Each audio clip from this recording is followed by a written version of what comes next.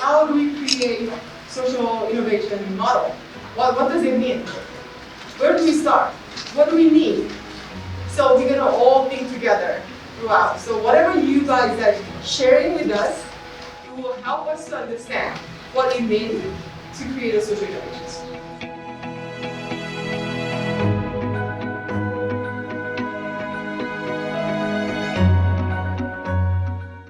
I'm an artist, I'm an illustrator, and fortunate to meet a great person by the name of Yunsun Changshin. In 2015, we established an initiative called InnoCo, which is Innovation Co-Design.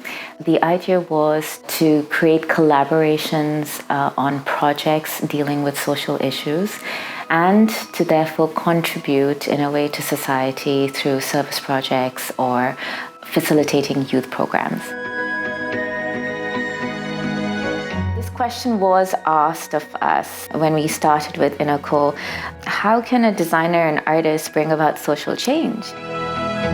Our answer was literally that it doesn't matter what profession or what background it is, as long as you have a passion to see change for good, anyone can contribute to it. The question is, who are you going to find to work with to enable that?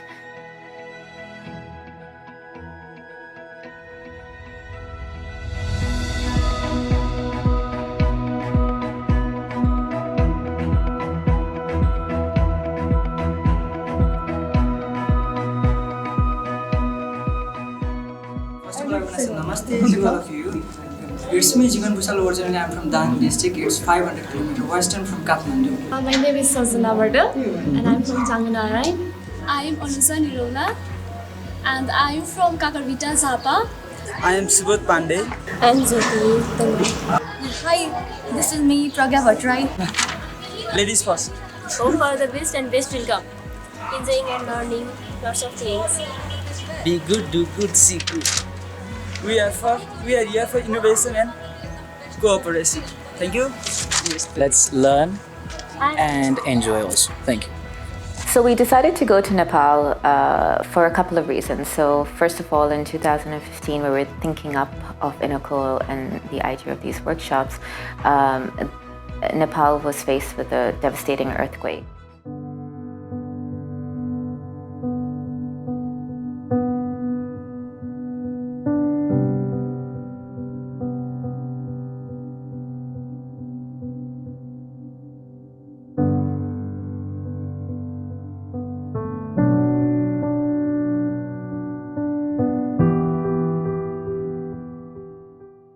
We wanted to see if we could contribute in some way without just providing funding or money. I felt like Nepal would be the right place to try and work with these youth because they were very open, very friendly people. Yes, one! This is so important, right?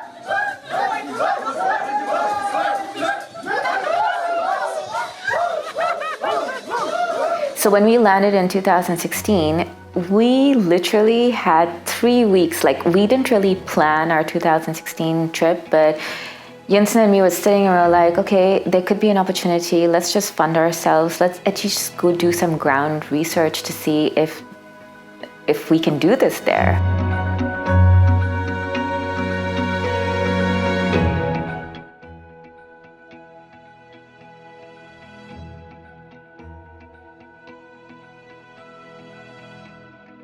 We're trying to create, ignite or contribute to youth movement in 21st century. So it has a big vision. Can you imagine, like every other corner in the world right now, some youth are doing something good, right? So we are hoping that we can create that power current, starting with you guys. So by having your opinion on the table together, we want to redefine what we can do.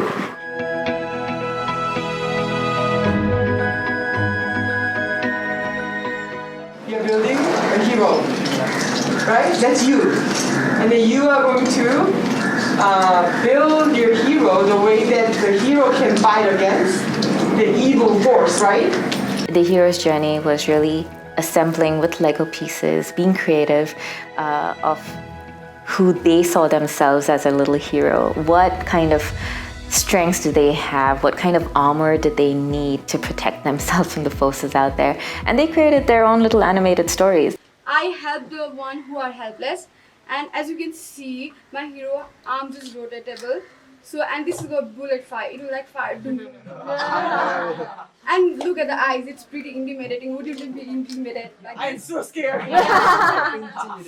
So basically, it helps the traffic girls who are being trafficked day after day across the borders to walk in their bottles.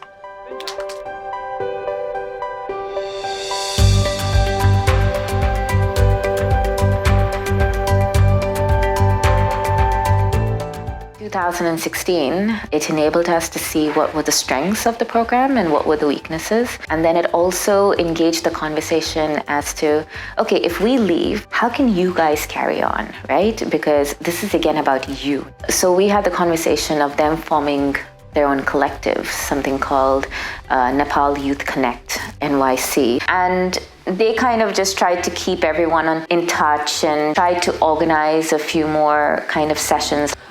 Would you be equally interested to join the team, raise the fund, and do the program? Sure. Okay. Seeing that spark in their eyes, realizing, oh, I didn't think I could do this, but I think I can do this now, that realization. So we always had some, thoughts of, okay, we have to do something with being responsible, but we did not know how to do it. We did not have, let's say, confidence to do that. So thank you so much, Kutim. I seriously don't have any words to express. Sincerely, from our heart, we're so much thankful for you, for giving us such a great opportunity, making us build up our confidence that yes, we are the future of our country and we will do something for our country and also for the entire world. Thank you so much. Never let me down.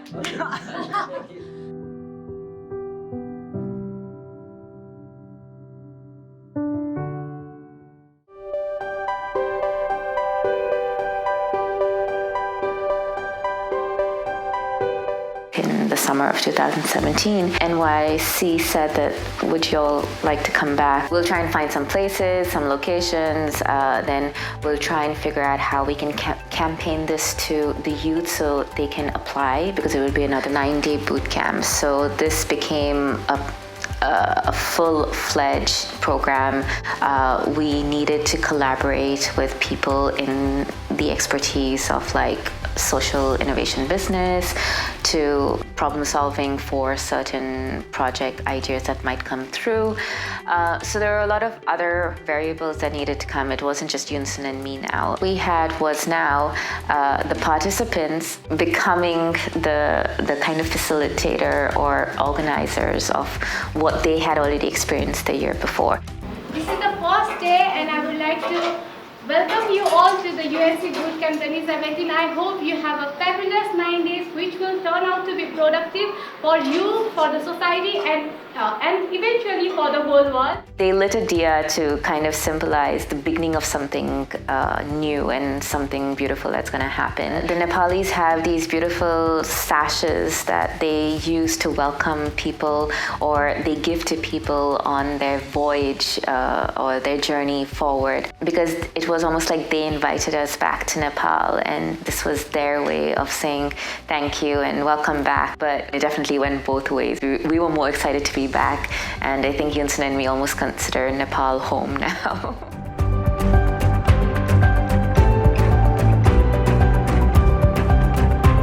We have a tradition in Inoko that once we are in the land, okay, first thing we do is we check in. Check-in is basically your commitment. So you're checking in with your heart and mind, and you will be learning a lot in here. So, are you ready? Yeah. Oh, I love that. Okay. Hi, I am Jyoti Dangal. I am from Kavristali, Kathmandu, and I love to do social work, and I am studying as a social work. And I am very kind-hearted girl and creative too. And I love to travel and dancing and taking. I'm checking in. And taking in. I check in with my heart, soul, and mind. And it's also a way for all of us in the room to get to know the person. We are going to be spending the next 9 days eating, drinking, learning, living in the same space, so we better get to know each other. Honestly, innovation is a process, right? Process. So we focus on innovator, then innovation. I am not close to any technological innovation at all. I'm just a mother, I'm a design teacher, right? I'm just a neighbor, friend. However, when we are able to connect, collaborate, actual innovation can happen, right? When we went back in 2017, we had people coming from different parts of the world for this bootcamp as facilitators. So Mahabi Poon was just was there to welcome us back to Nepal. I wish, for the great success of this bootcamp. Please, get as much benefit as you can get from this bootcamp, and help your community.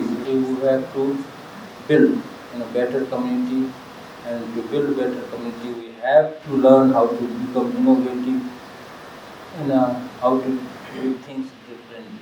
Mahabir Poon is, I think, Nepal's national hero in a way of social innovation. He has been working with us since 2016 till now as almost like our mentor in terms of how we see social innovation.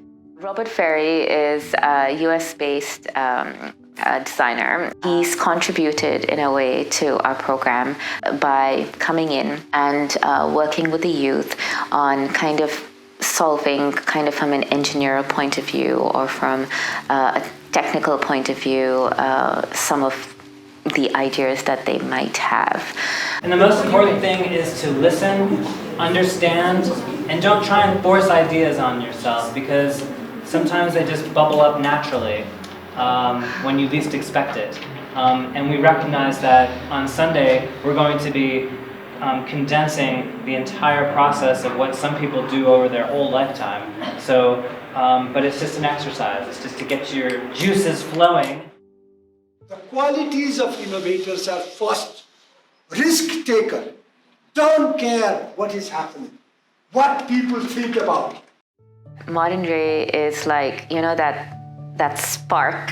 He's full of life and energy, and although you would see he's an elderly gentleman, he's got the soul of a youth, and I think that's exactly what gravitated them to him. He's a project manager at Qatar Business Incubation Center. So he has a vast knowledge and experience to share with us. Why am I thinking of so many? Because in business you need to work data. He came on board to channel how do you create a sustainable business model, but a social business model. So seeing and being there is very important in social entrepreneurship. So social entrepreneurship is people to people. If you show us visuals, we will remember it. If you talk with words, 10% we're going to remember.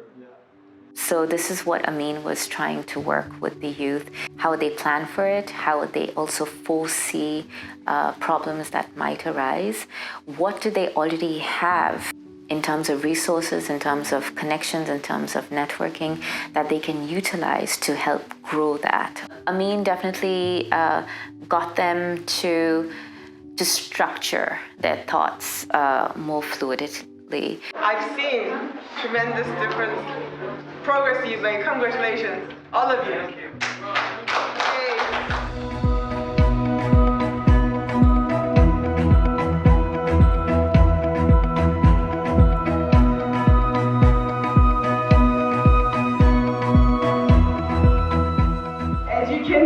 As you can feel, there's lots of creativity in this room. Hopefully this 2017 UNC will be just first step.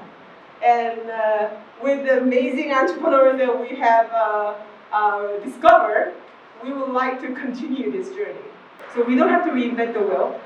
and we'll be so smart, we'll be innovating the process of working together. Thank you so much.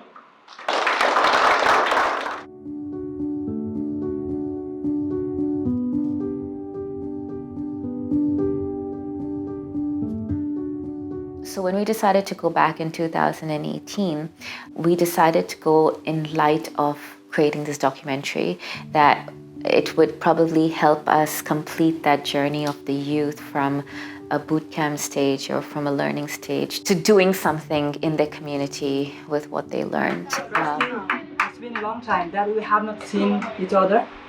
So I'm luckiest one because I get chance to share some information about my project, dream project, with all you, the innovators.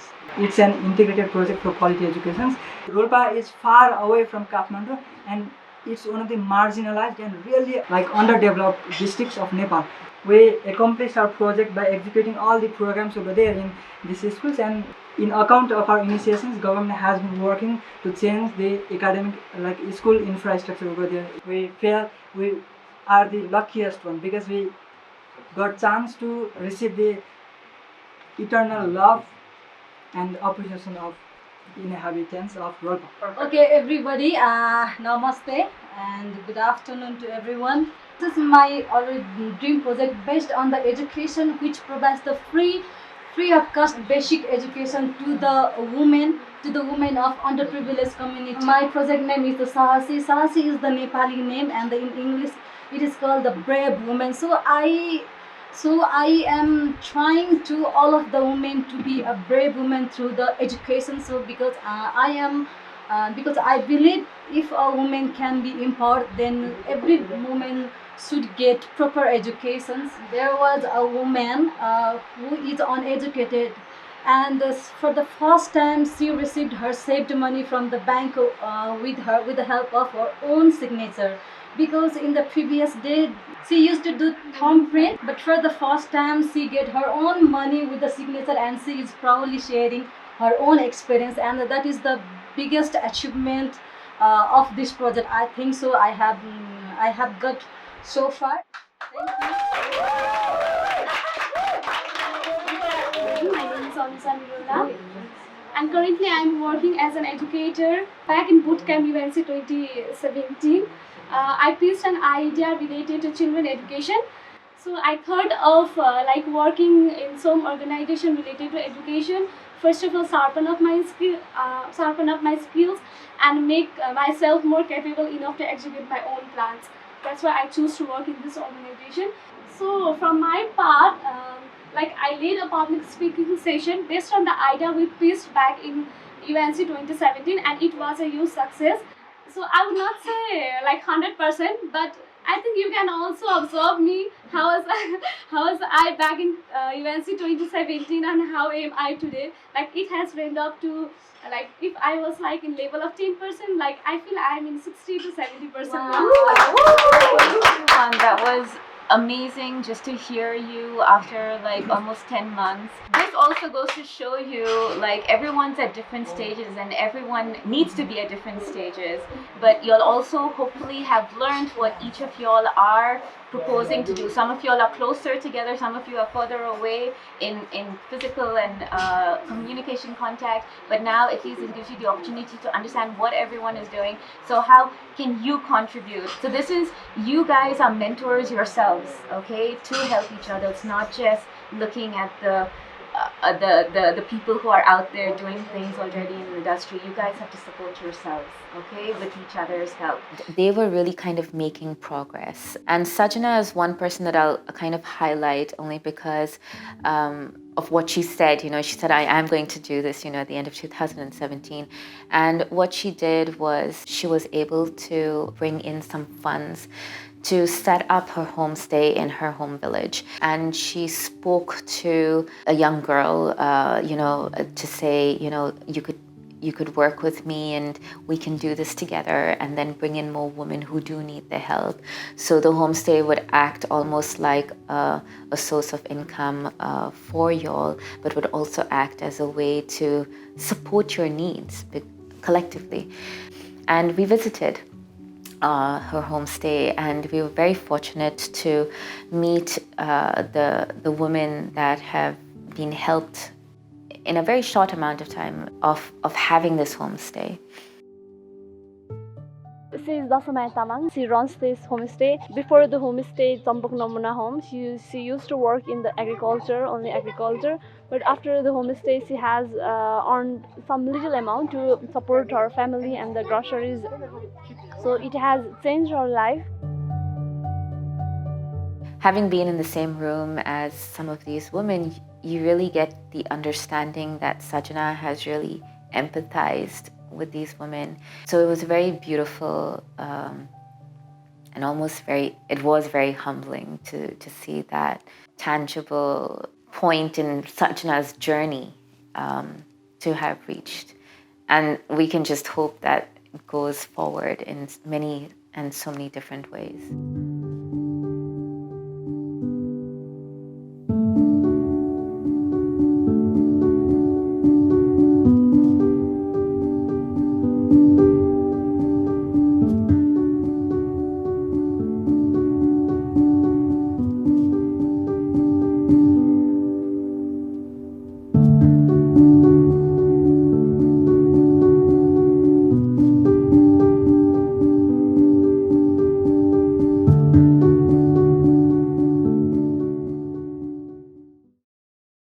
Honestly speaking, when we started our journey of InnoCo, we didn't know where it would go and what it would do.